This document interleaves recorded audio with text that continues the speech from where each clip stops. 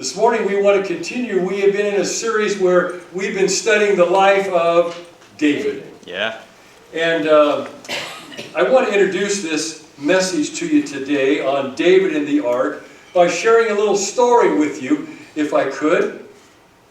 Sitting upon the desk of William Osler, a professor of medicine at Oxford University, was a small little bottle of urine sitting on his desk.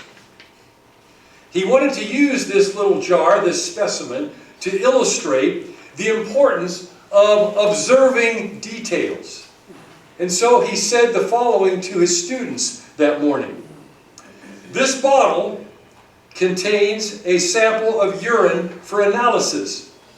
It's often possible by tasting it to determine the disease from which the patient suffers. That's what I was thinking. Woo. Suiting action to words, he dipped his finger into the fluid and then into his mouth. Now I'm going to pass the bottle around the classroom. And would each of you please do exactly as I have done? Perhaps we can learn the importance of this technique and diagnose the case. Well, the bottle began to make its rounds, and one by one, each student was putting their finger in the bottle, and then there were some rather disgusting looks when people were putting their fingers back in their mouths. After the bottle had made its rounds, the students were startled to hear Dr. Osler say the following. Gentlemen, now you will understand what I mean when I speak about observing details. For if you had been observant, you would have seen that I put my index finger in the bottle, but my middle finger into my mouth.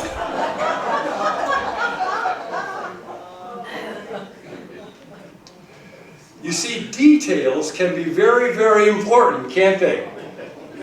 And we're going to see that even sometimes what we think are the smallest details can be very, very important with God. And so today, as we continue our study in the life of David, we're not going to begin in 2 Samuel chapter 6. But first of all, if you have your outline in front of you, we're going to begin in Acts 13. Paul was preaching a message in Acts 13. And he says something very interesting about David. What does God say about David? How does God describe David's life? Acts chapter 13, and we're going to look at one verse, verse 22. Notice what it says. Acts 13, 22. After he had removed him, that is, after God had removed Saul from being king, he raised up David to be their king.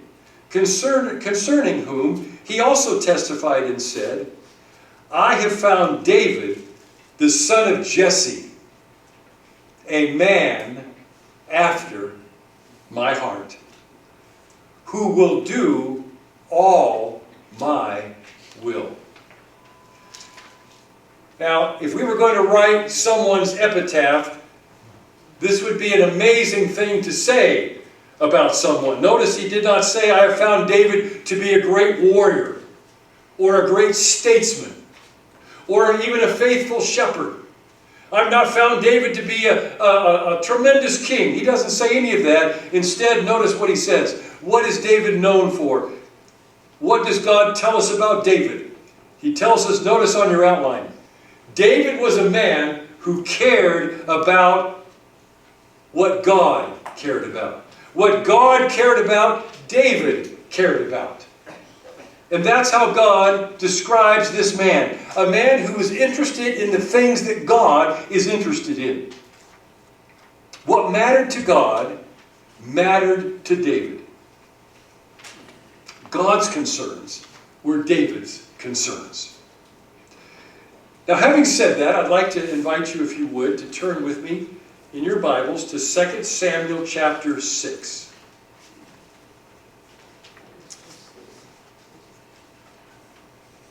In 2 Samuel chapter 6, there is something that is weighing on David's heart. something wasn't quite right in Jerusalem. Now in 2 Samuel 6 we discover that Saul is no longer the king. David is now in charge. And God has delivered the kingdom into his hands. But as David surveys this city of Jerusalem, which he has recently taken from the Jebusites, he realizes something is missing in the city. What is it? He realizes that there is no place where the people could come together to worship God. There is no temple. There is no sanctuary. There is no structure where the people of God could gather, could come together and worship Jehovah. Now remember, prior to this time, before the people began to centralize the kingdom in Jerusalem, for many, many years, remember, the place of worship was known as the what in the Old Testament with Moses? They worshiped God in the tabernacle. But since Saul has been king, the tabernacle has gone by the wayside.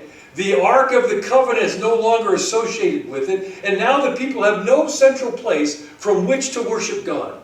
And David looks around the city and that begins to bother him. Now that may not seem like a significant issue to us today. But in those days, what's called the Ark of the Covenant indicated the very presence of God was dwelling among his people. And so when you had a tabernacle and the Ark of the Covenant was in that tabernacle, it represented the very presence of God among his people. For between those two angels, those symbols on the Ark of the Covenant, dwelt the literal presence of God. And when David ascended the throne, what did he discover? There was no Ark of the Covenant. There was no central place of worship anywhere in the city. So David knew that he had to get that sacred piece of furniture known as the Ark of the Covenant back in its rightful place, back in the tabernacle. And so 2 Samuel 6 is really the story of how David got the Ark back into Jerusalem. So notice exactly what happened here in 2 Samuel chapter 6. We're going to look at verses 1 through 5 to begin. As the Ark is making its way back to Jerusalem, it's a great occasion of celebration and rejoicing among God's people. Notice 2 Samuel chapter 6, beginning in verse 1. Now David again gathered all the chosen men of Israel, 30,000.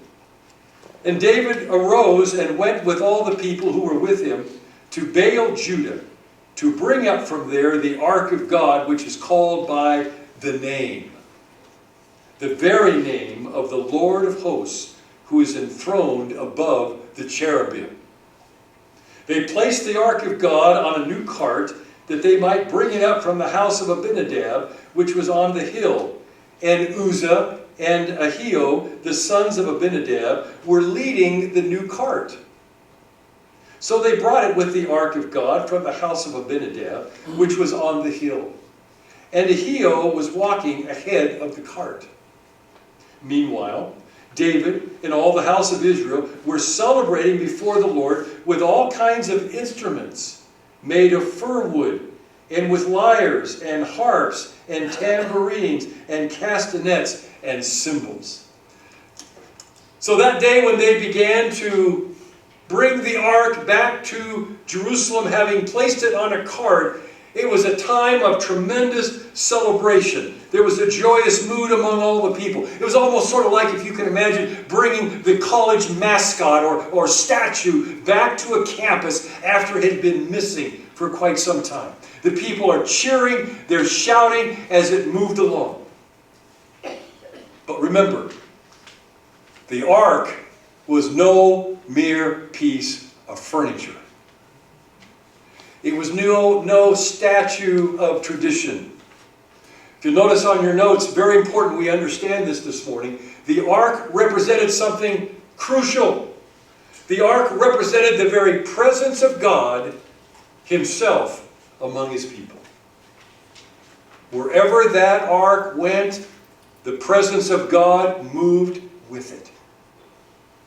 It represented the reality of God's presence. When you saw the ark, you were looking at the invisible presence of God right there among his people.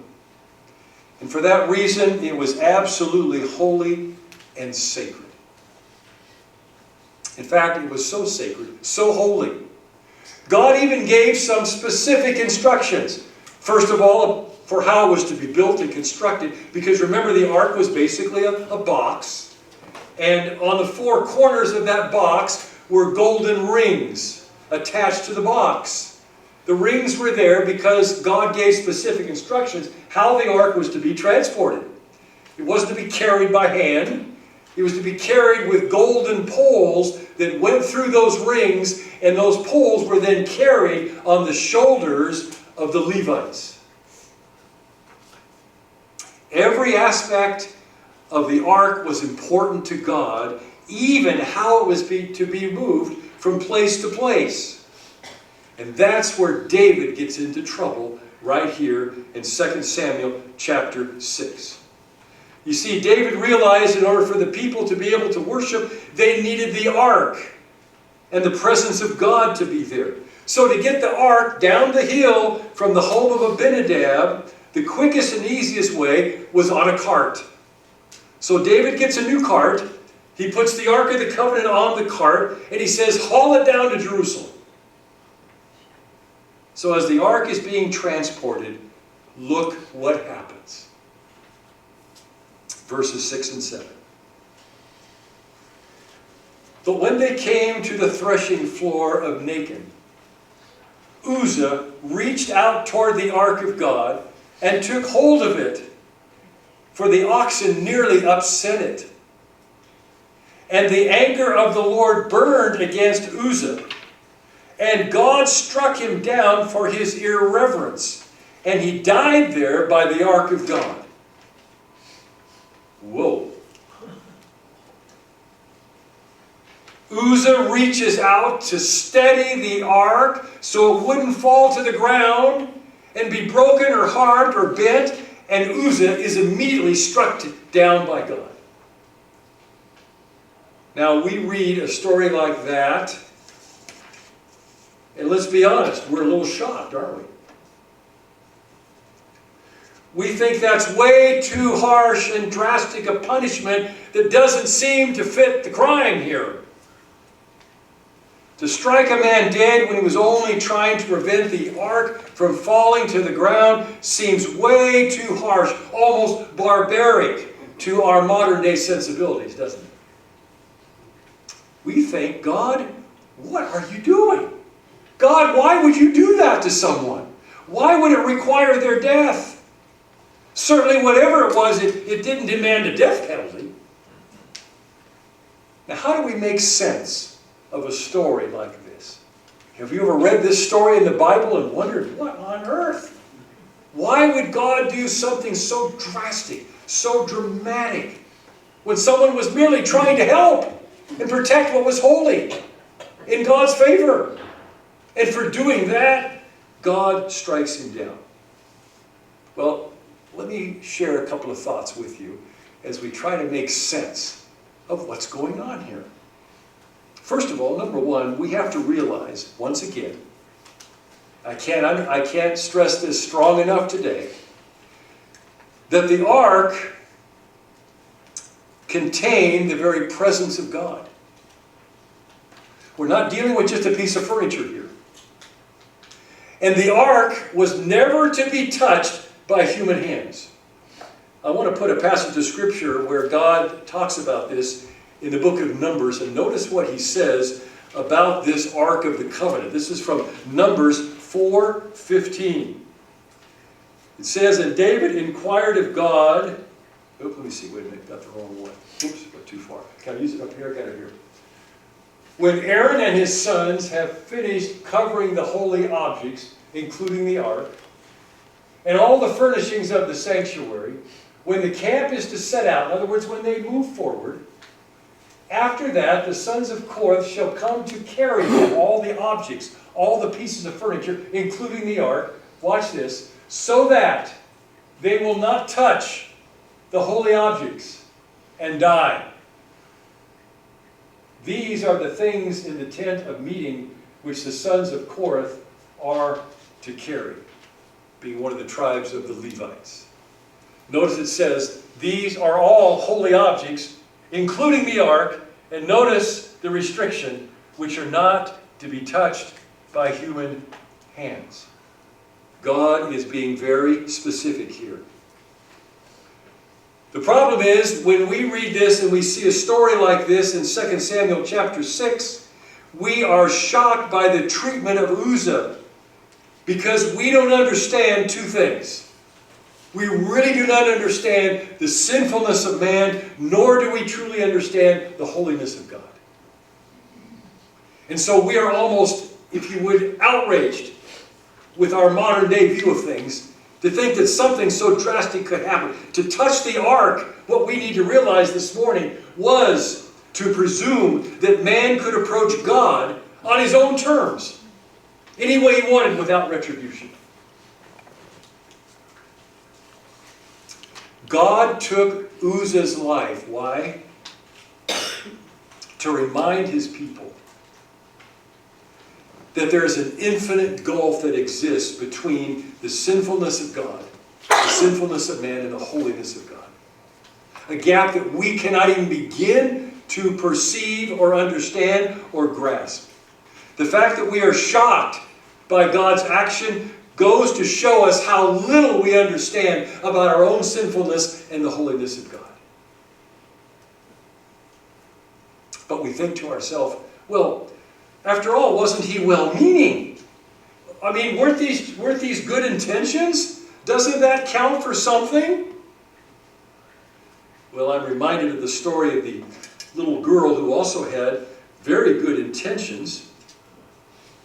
She was well-meaning when she was asked the question in her science class to describe the three parts of the human body. Now, Kurt, you've been a professor. You know a little bit about human anatomy, don't you, over the years from teaching at Cal State Fullerton. And so this little girl was asked to name the three parts of the human body. And she said, yes, there are three parts: the brainium, the borax, and thirdly, the abominable cavity. The brainium contains the brain, the borax contains the lungs, the liver, and the living things, and the abominable cavity contains the bowels, of which there are 5, A, E, I, O, and U. Well, yes, you can be well-meaning, and you can have good intentions, and you can mean well, but you can still be wrong at the same time. And that was certainly the case of Uzzah. It was a horrible, terrible tragedy, but one designed by God to teach his people a very important truth. You see, if only David had taken time to see what God had prescribed regarding the ark in the book of Numbers, all of this could have been totally avoidable. If only David had done things God's way. But what's the problem? David was looking for the fastest way, the most convenient way, the most expedient way to get the job done. Let's just get that ark down the hill and into the city of Jerusalem. Now let me ask you a question today. Do you ever find yourself taking shortcuts with God? Well, it'd just be so much more easier if we just did it this way, God. So notice on your outline, what was the mistake that David made? David's mistake was in taking the convenient path instead of the obedient path.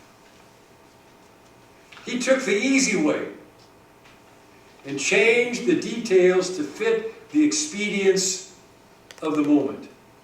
David said, we need to get the ark into Jerusalem. Who cares how we do it as long as we get it there? Who cares? Well, God does. God cares about details.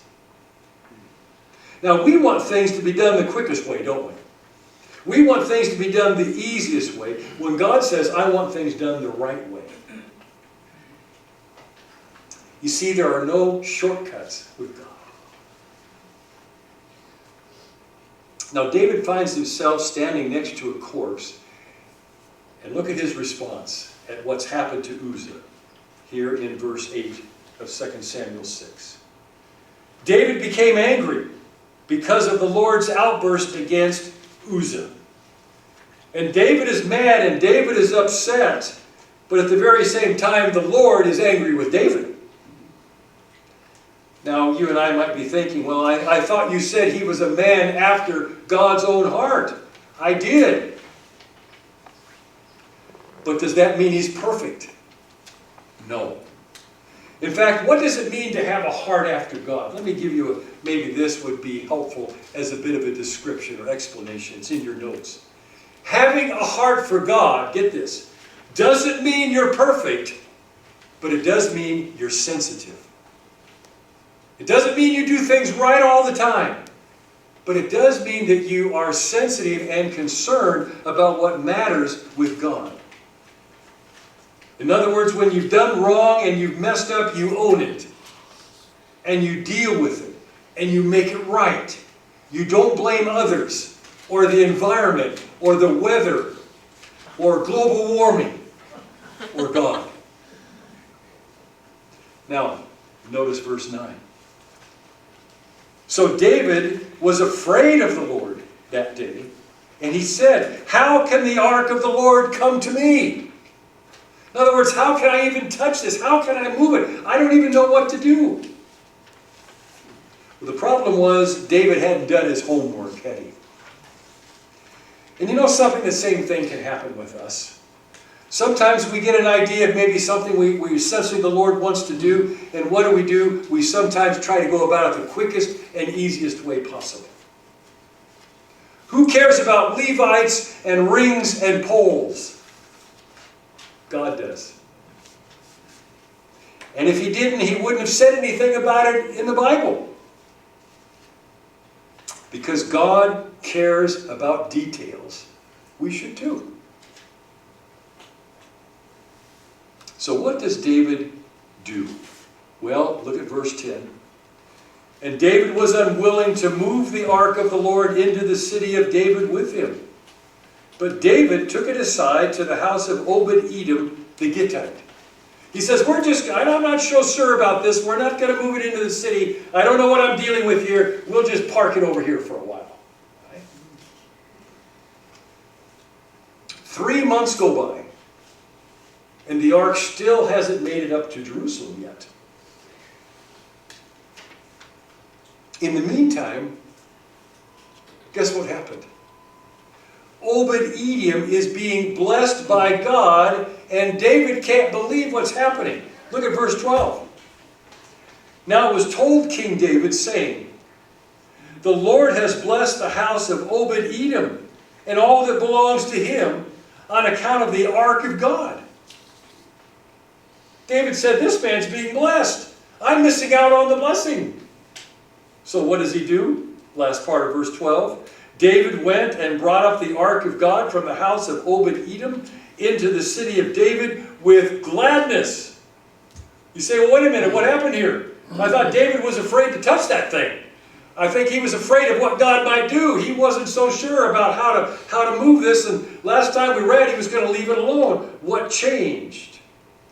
Well, there's a parallel passage in the Old Testament where we see what happened behind the scenes, and this is described over in 1 Chronicles 15. So I would invite you to turn over there just a few pages to the right. What actually happened behind the scenes? What was it that convinced David? How did he suddenly decide to move the ark from this gentleman's house finally into the city of Jerusalem? What happened? Well, look at verse 1 in 1 Chronicles 15. It says, "Now David built houses for himself in the city of David, and he prepared a place for the ark of God and pitched a tent for it." In other words, here is the tabernacle reappearing again. Verse 2. "Then David said, 'No one is to carry the ark of God but the Levites, for the Lord chose them to carry the ark of God and to minister to him forever.' And David assembled all Israel at Jerusalem to bring up the ark of the Lord to its place, which he had prepared." And then he goes on and breaks down by family the different Levites who were involved in transporting the ark into the city. Verse 12. And so David says to them, "You are the heads of the fathers' households of the Levites. Consecrate yourselves, both you and your relatives, that you may bring up the ark of the Lord, the God of Israel, to the place that I have prepared for it. Because you did not carry it at first, the Lord our God made an outburst on us, for we did not seek him according to his ordinances." And so David has apparently learned a lesson. You say, what happened? Must have been one of David's counselors told him, no doubt, that in the book of Numbers, God had prescribed specifically how the ark was to be transported. And David, a man after God's own heart, gets it. He says, we want the ark in Jerusalem, but we've got to move it God's way. We've got to do it God's way. Where before he had just dashed out and done it quickly, and he got burned for it, now he's ready to do it the right way. Now what's the lesson for us today? Don't miss this, my friends. The lesson is this: God is looking for obedience even in the little things. Even in the small things. We might think it doesn't matter. We might think this is not that important. But if God has told us to do something, we need to obey, not only in the big things, but also in the small things. If the Lord cared enough to write it down in his word and preserve it, then it matters. It's important. We can't skip it.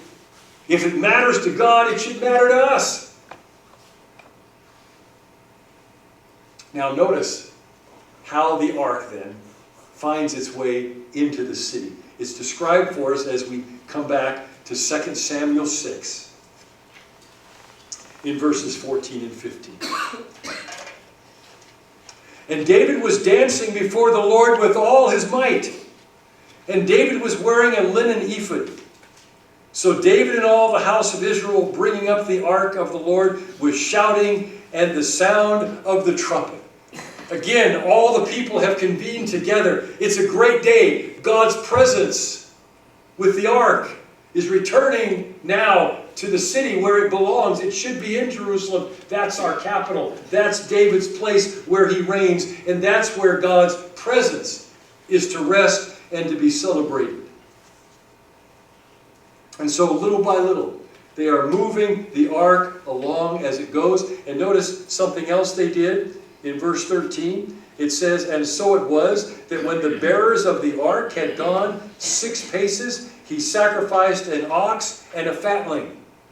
So in other words, they're not only carrying it the right way, they are offering sacrifices. It travels only a small distance, and then they sacrificed. And then they traveled a few more paces, and they sacrificed again.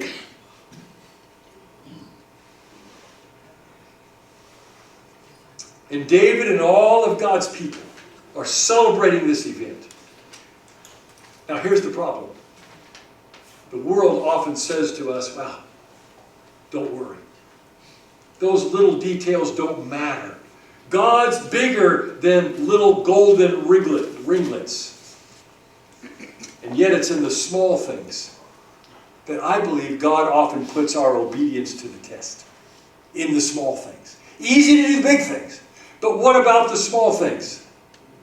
Joy has a book at home entitled, Don't Sweat the Small Stuff. Well, for life in general, that's good advice. But when it comes to the things of God, we need to care about the small stuff. In one word, we need to obey. So here's David. He's dancing, he's rejoicing, but someone was not happy with his behavior. Notice verse 16. Then it happened, as the ark of the Lord came into the city of David, that Michal, the daughter of Saul, looked out of the window and saw King David leaping and dancing before the Lord, and she despised him in her heart. She sees David dancing. He's so excited. He's so happy that the ark is coming to the city. He's rejoicing with God in obedience. And he offers burnt offerings, and the people are blessed, and they have a big celebration. And when he gets home, oh, she lays into it. They have a little conversation. Let's look and see how it goes. Look at verse 20 to 23. But when David returned to bless his household, Michal, the daughter of Saul, came out to meet David and said, "How the king of Israel distinguished himself today." Can't you just hear the sarcasm? "He uncovered himself today in the eyes of his servants and maids as one of the foolish ones shamelessly uncovers himself." So David said to Michal, "It was before the Lord who chose me above your father and above all his house to appoint me ruler over the people of the Lord, over Israel. Therefore I will celebrate before the Lord. I will be more lightly esteemed than this, and will be humble in my own eyes, but with the maids of whom you have spoken, with them I will be distinguished."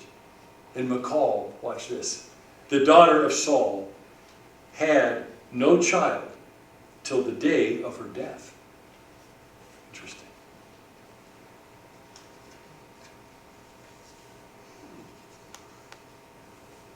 So David is offering burnt offerings, and his wife is offended, and she decides to give him a little piece of her mind. She said, "How undignified for a king to act like you've acted. What will people think of you? Not very kingly to do what you were doing." Kind of get the idea that maybe the chemistry between David and Michal were not very good. Maybe they were not necessarily on the same page together. We know that can happen, right? I'm reminded of the story of a new husband and wife who went to the grocery store one day to do a little shopping.